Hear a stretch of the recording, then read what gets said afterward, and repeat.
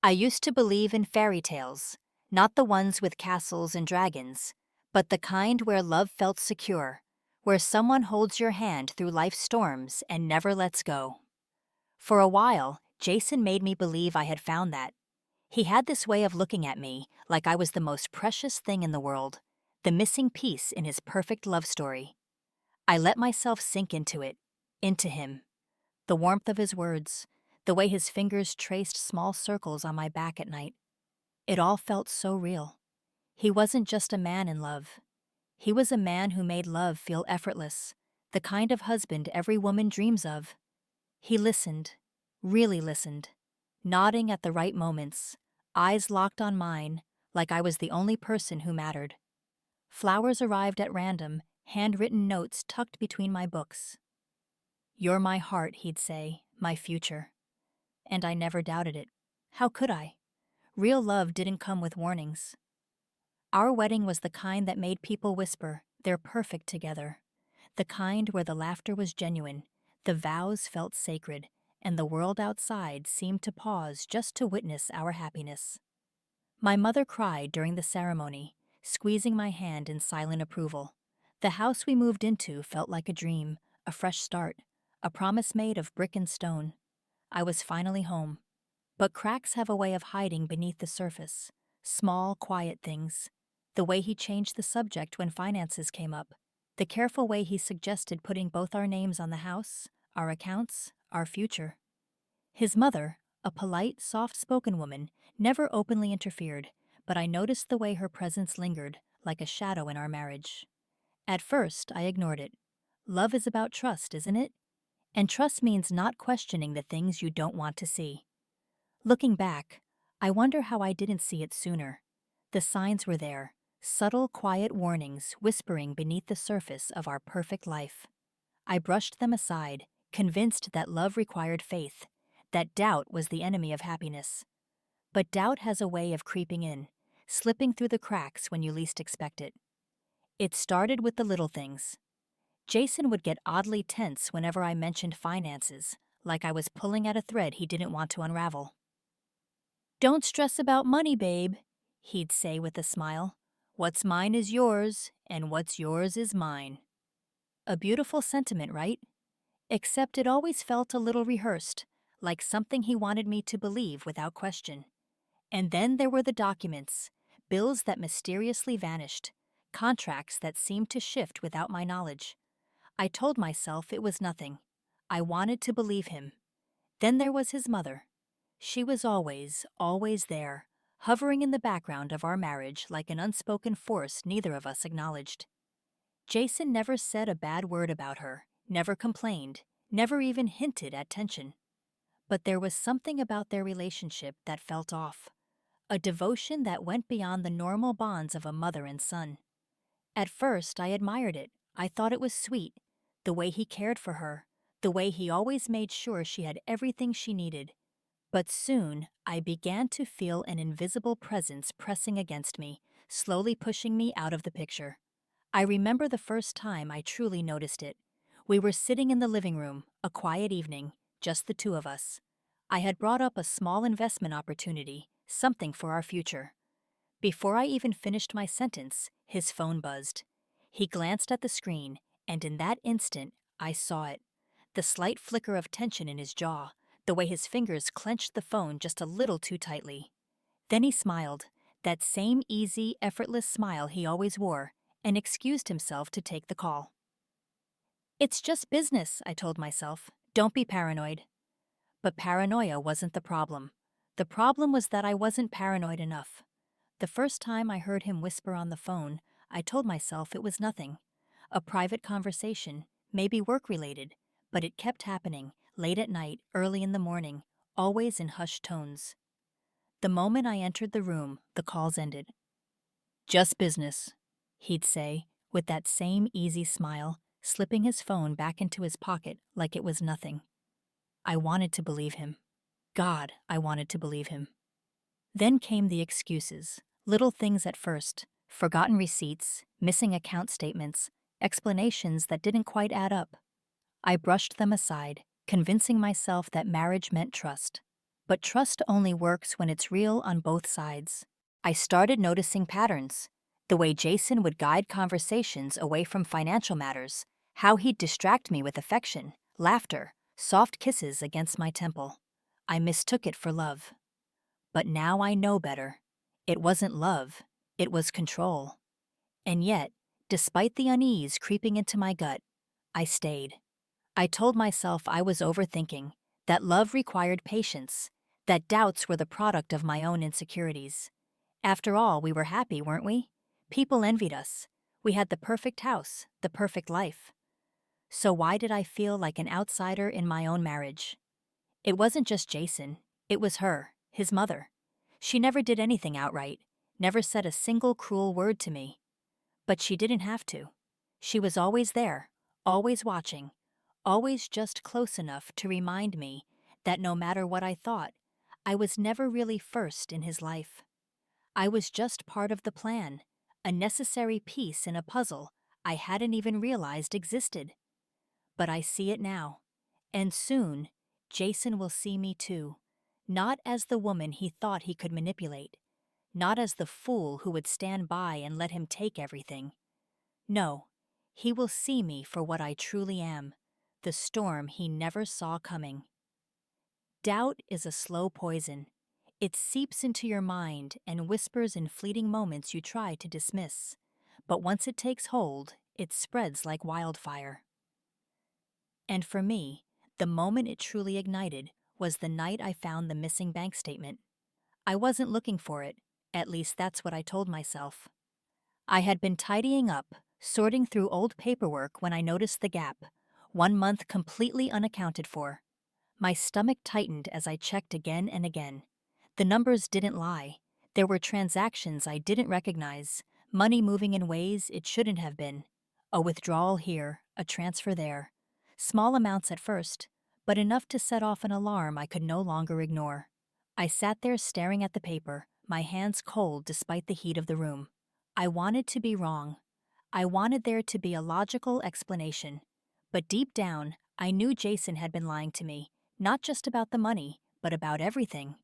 That night, I watched him more closely, the way he carried himself, the way his fingers tapped against his glass at dinner. He was too comfortable, too sure of himself. He thought he had me exactly where he wanted, wrapped around his finger, blind to the truth. But he underestimated me. So I did what any smart woman would do. I stayed quiet. Silence became my weapon. I smiled when I needed to, laughed at his jokes, let him hold me at night. I played my part flawlessly, never letting on that I knew. But beneath the surface, I was unraveling the truth, one thread at a time. I started watching him. Really watching him. The way he guarded his phone like a lifeline. The way his voice dropped when he answered certain calls. The way his eyes flickered just for a second when I mentioned our accounts, our savings, our future. It was subtle, but once you see it, you can't unsee it. And then I found the emails. I hadn't meant to go through his laptop, but it was there, open on the kitchen counter. One unread message caught my eye, a subject line that sent a chill through me. Finalized divorce strategy. I hesitated, my pulse hammering in my ears. Every nerve in my body screamed at me to close it, to pretend I never saw it. But I couldn't. I clicked. And there it was, the truth laid bare in black and white. A plan. A calculation. Jason had never loved me. He had never intended for this marriage to last. From the very beginning, I had been a means to an end. A financial strategy. A woman to build a life with on paper, just long enough to take what he needed and walk away richer. And the worst part? It wasn't even for him. It was for her, his mother. My breath hitched as I scrolled through the emails, each line cutting deeper than the last. Detailed projections of our assets, timelines of when he planned to file, strategies to ensure I walked away with as little as possible. It was meticulous, calculated, cold, but what made my stomach turn wasn't just the betrayal, it was the reason behind it. Every mention of her felt like a slap to the face. Ensure my mother is comfortable, secure her financial future. Sarah will comply if I handle this correctly. He never wrote about love, never about me, just numbers, just strategy, just the assurance that I would be a casualty in his carefully crafted plan. I closed the laptop and stared at my reflection in the darkened window. For years, I had been his wife. I had trusted him, built a life with him, and all this time, I had been nothing more than a transaction. The realization didn't just hurt, it ignited something. Something deep inside me, something I hadn't felt in a long time. Rage. But rage without control is useless.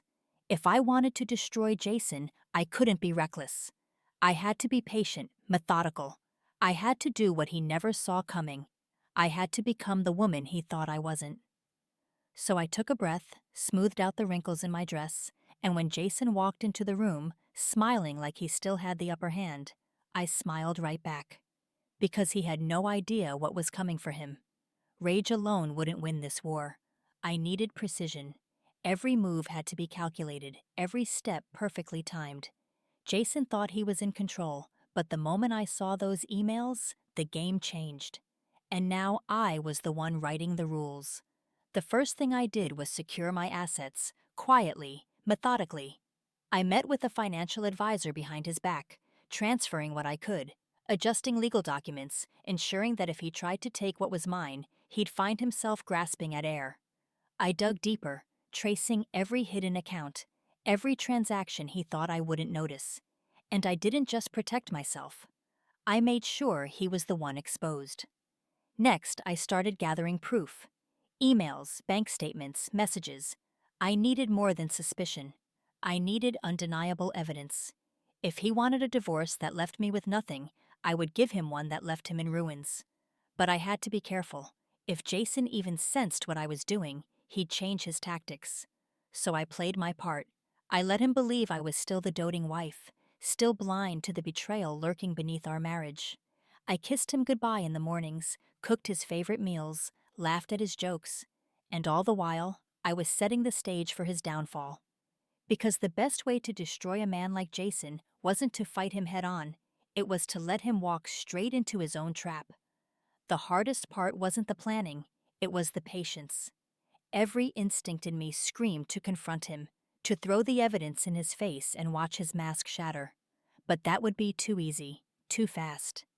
Jason had spent years weaving his lies, and I wanted him to feel every unraveling thread. So I started nudging him, subtly, just enough to make him feel secure, to push him further into the illusion that everything was going according to his plan. I casually mentioned wanting to simplify our finances, giving him the perfect opportunity to push for more access. I let him think I was leaning on him more, trusting him more, and the more confident he became, the sloppier he got. He started leaving documents out, not realizing I was taking photos of every single one. He made calls in the next room, assuming I wasn't listening. He was so sure of his own brilliance, so sure of my blind devotion, that he never considered the possibility that I was 10 steps ahead. And then the final piece fell into place. A meeting with his lawyer, one he had no idea I knew about. He had gone in to finalize his strategy, to set things in motion for the moment he would pull the rug out from under me. But what he didn't know was that I had already changed the entire landscape. Jason wasn't walking into a victory. He was walking into his own destruction. I had spent weeks setting the stage, making sure every piece was exactly where it needed to be. Now, all that was left was to let Jason make his move. And he did, right on schedule. One evening, he came home unusually cheerful, almost smug. He kissed my cheek, poured himself a drink, and leaned against the counter with the ease of a man who thought he had already won. I watched him sip his whiskey, knowing that inside that glass was a man about to lose everything. "We should talk," he said, casual but firm. "About the future." I nodded, keeping my expression soft, pliant.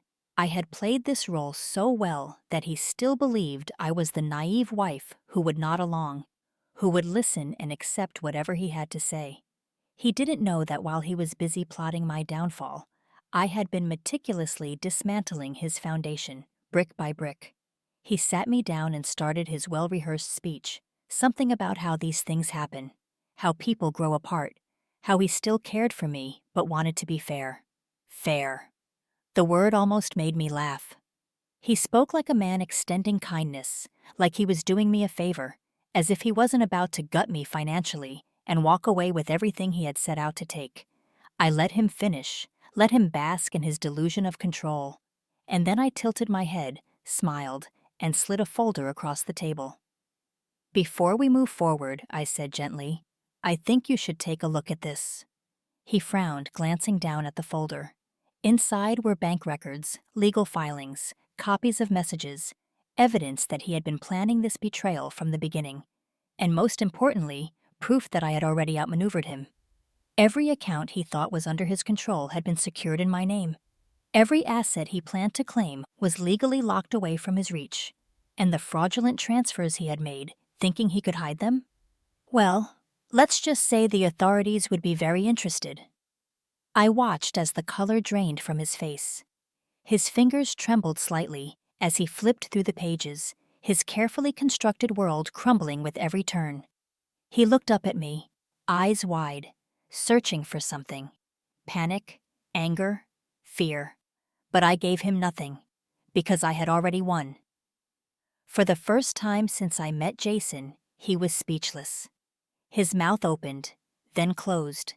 His fingers twitched against the folder, skimming over the evidence of his own downfall. I could see the calculations spinning behind his eyes, the desperate attempt to find an escape route, a loophole, a way to twist this in his favor. But there was none. I had made sure of that. He swallowed hard, forcing a smile. Mark, this isn't what it looks like. His voice was calm, but I could hear the tremor beneath it, the tremor of a man who had never been outplayed, now realizing he had walked straight into a trap. I leaned back in my chair, arms crossed. Really? I asked, tilting my head slightly. Because it looks like you've spent years planning to take everything from me. I let the words settle, let the weight of them press down on him like the walls of a room closing in. He exhaled sharply, shifting in his seat. It was never about taking from you. He tried again, grasping for anything that might salvage his control. I needed security. You have to understand. I laughed, a slow, quiet laugh, the kind that sends a chill down a person's spine. Understand? I repeated, leaning forward now, locking eyes with him. I understand perfectly, Jason. I understand that every I love you was a script, that every future you painted for me was a carefully crafted illusion, that I was never your partner. I was your investment. His jaw clenched, his carefully curated mask slipping. I had never seen him without it before, not like this, not exposed, not vulnerable. So tell me, I continued, my voice softer now, almost cruel in its gentleness. How does it feel knowing you bet everything and lost? Jason looked like a man watching his world collapse in slow motion. His fingers clenched the edges of the folder, knuckles white, his entire body rigid. The silence stretched between us, thick, suffocating. I could almost hear the gears grinding in his head, the frantic search for a way out. But there was none. I had stripped him of every advantage, just like he had planned to do to me. Mark, he tried again, his voice lower now, a desperate softness creeping in. I made mistakes. I can admit that. But we don't have to do this. We can work something out. I almost laughed at the audacity. Even now, sitting across from me with his betrayal exposed, he still thought he could negotiate, still thought there was a version of this where he walked away intact. I exhaled slowly, shaking my head. You don't get it, do you? I asked, watching the last vestiges of his arrogance drain away. This isn't about working something out. This is about consequences. You played the long game, Jason, but so did I. His expression darkened, a flicker of anger beneath the panic. You think you've won? He snapped, his voice sharpening. You think this makes you better than me? I didn't flinch, didn't rise to the bait. Instead, I leaned forward, resting my elbows on the table, my voice quiet but unwavering. I don't need to be better than you. I held his gaze, let him see the steel beneath my calm. I just needed to make sure you never do this to anyone else. His breathing turned uneven. He knew. He knew I had shut every door, burned every bridge. He had nothing left to take, nowhere left to run. And the worst part? The person who had done this to him wasn't some enemy in the shadows. It was me, the woman he had underestimated. I watched him break in real time. The shift from rage to helplessness. The slow realization that the life he had carefully constructed was gone. And for the first time since this entire nightmare began, I felt something close to peace. Because this was justice. Jason sat there, breathing hard, his fingers twitching against the table like a man resisting the urge to flip it over. He was unraveling, his carefully controlled facade slipping piece by piece. I let the silence stretch between us, let him feel the weight of everything I had taken from him. Because that's what this was. A reckoning. A balancing of scales. He exhaled sharply and ran a hand through his hair, his frustration morphing into something colder. "You think you're untouchable now?" he muttered, his voice edged with bitterness. "That I'll just walk away and let you ruin me?" I smiled, slow and deliberate.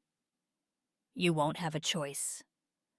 I slid another envelope across the table, this one smaller but infinitely more damning. Inside were copies of his fraudulent transfers, his shady financial dealings, the evidence I had collected so meticulously. It was enough to ensure that if he even thought about retaliation, I had the power to bury him for good. His lips pressed into a thin line as he picked up the envelope, flipping through the pages. I could see the realization sinking in. This wasn't just about money anymore. This was about survival. He had no leverage, no way to twist this to his advantage. He had spent years crafting a plan to destroy me, and now he was the one left with nothing. I leaned back, arms folded. "So here's what's going to happen," I said evenly. "You're going to walk away quietly. You're not going to fight the divorce. You're not going to contest a damn thing. And in return, I'll let you keep whatever dignity you have left." His jaw clenched so tightly I thought it might shatter. "And if I don't?" I tilted my head slightly. "Then I make sure your mother knows exactly what kind of son she raised." That landed. His face paled, his entire body going still. Because for all his manipulation, for all his schemes, his mother was his Achilles heel. She had been the driving force behind this entire plan, and if she found out he had failed, not just failed, but lost everything, she would never forgive him. I stood up slowly, smoothing out my shirt, my heart steady, my mind clear. "Your move, Jason." He didn't respond. He didn't need to. The war was over, and I had won. The house felt different after Jason left. Quieter, lighter, as if the walls themselves had been holding their breath, waiting for him to be gone. I stood in the middle of the living room, staring at the empty space where his presence used to loom, and for the first time in years, I exhaled without fear. I should have felt triumphant, and in some ways, I did. I had taken back what was mine, unraveled the life he had so carefully constructed around his deception. He had walked away exactly as I planned, humiliated, powerless, with nothing to his name but regret. I imagined his mother's face when he told her the truth, how her disappointment would crush him more than anything I could have done. But there was something else, a quiet, lingering emptiness beneath the victory. Not sadness, not regret, just a void. Because while I had won, I had also lost something along the way, not love. I knew now that love had never truly existed between us, but the version of myself who had once believed in it so completely. I walked over to the mirror in the hallway, studying my own reflection. I looked the same, but I wasn't. The woman staring back at me wasn't the naive, trusting wife who once thought she had found her forever. She was someone else now, stronger, wiser, but also harder. And maybe that was the price of survival. Days passed, then weeks. I expected some part of me to miss him, to miss the routine, the presence of another body in the house, the illusion of partnership. But I didn't. What I missed, if anything, was the woman I had been before him, the one who believed that love meant safety, that marriage was built on trust. That version of me was gone, and in her place stood someone who had learned the hard way that sometimes love is just another kind of war. I watched the fallout from a distance. Jason tried to fight at first, reaching out under the pretense of wanting closure, of hoping we could part amicably. But I knew better. It wasn't closure he wanted. It was control. He was desperate to reclaim even the smallest shred of power. He tried guilt, he tried anger, he even tried pity, but I met each attempt with silence. He had no leverage left, nothing I wanted, nothing I feared. And then, just as quickly as he had inserted himself into my life all those years ago, he disappeared. I heard through mutual acquaintances that he had left town, that his mother had all but disowned him after discovering the truth. The same woman he had sacrificed everything for had turned her back on him. I should have felt satisfaction in that, and maybe I did. But it was a quiet kind of justice, one that didn't require celebration, only acknowledgement. One night, I poured myself a glass of wine and sat on the back porch, letting the cool air settle against my skin. I had spent so long preparing for war, for revenge, for the unraveling of everything he had built, that now, in the silence of my own victory, I wasn't sure what came next. But maybe that was the beauty of it. For the first time in years, my future was mine again. The morning after Jason disappeared from my life for good, I stood by the window with my coffee, watching the world move on as if nothing had happened. And in a way, nothing had, at least not to anyone else. To them, I was just another woman going through a divorce, another life reshuffled, another story ending. But for me, this wasn't an ending, it was a beginning. I no longer woke up feeling the weight of his lies pressing against my chest. No more questions, no more whispers in the dark.